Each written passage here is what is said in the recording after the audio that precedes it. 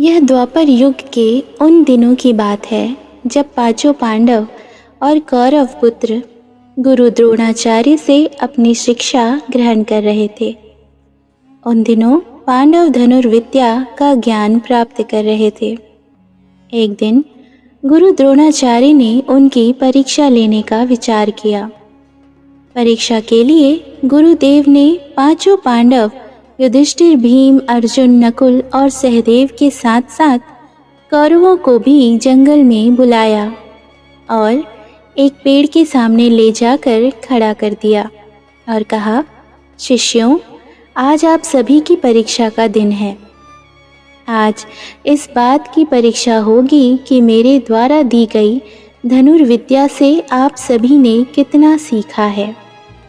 इसके बाद गुरु द्रोणाचार्य ने उस पेड़ की तरफ इशारा करते हुए कहा, वहाँ देखो, उस पेड़ पर एक नकली चिड़िया लटकी है। मैं चाहता हूँ कि आप सभी एक एक करके उस चिड़िया की आँख पर निशाना लगाएं और तीर सीधा आँख के बीचों बीच उसकी पुतली पर जाकर लगना चाहिए। क्या आप सभी समझ गए? इस पर सभी ने सहमति से अपना सिर हिला दिया। गुरु द्रोणाचार्य ने सबसे पहले युधिष्ठिर को आगे बुलाया और तीर कमान उसके हाथों में थमाते हुए उससे पूछा, वत्स, तुम्हें इस समय क्या क्या दिख रहा है? इस पर युधिष्ठिर जी ने जवाब दिया, गुरुदेव, आप, मेरे भाई, यह जंगल, पेड़ पर बैठी चिड़िया व पत्ते आदि सब कुछ दिख रहा है। यह सुनकर गुरु द्रोणाचार्य ने युधिष्ठिर के हाथ से तीर कमान ले लिया और कहा कि वह इस परीक्षा के लिए अभी तैयार नहीं है। इसके बाद उन्होंने भीम को आगे बुलाया और उनके हाथों में तीर कमान थमा दी। फिर उन्होंने भीम से पूछा कि उन्हें क्या क्या दिख रहा है। इस पर भीम ने जवाब दिया, उन्हें भी गुरु द्रोणाचार्य, उसके भाई, पेड़, चिड़िया, धरती व आसमान सब कुछ दिख रहा है। गुरु द्रोणाचार्य ने उसके हाथों से भी धनुष बाण वापस ले लिया और उसे अपने स्थान पर जाकर खड़े रहने को कह दिया।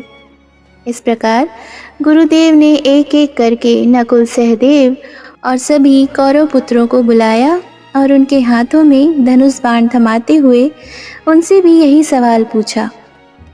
उन सभी का जवाब भी कुछ इस प्रकार ही आया कि उन्हें गुरुदेव, भाई, जंगल, उसके आसपास की चीज़ें व पेड़ आदि दिख रहे हैं। इन जवाबों के बाद उन्होंने सभी को अपने अपने स्थान पर वापस भेज दिया। आखिर में अर्जुन की बारी आई। गुरुदेव ने उन्हें आगे बुलाया और धनुष बाण उनके हाथों में दे दिया। फिर उन्होंने अर्जुन से पूछा, वत्स, बताओ कि तुम्हें क्या दिख रहा है?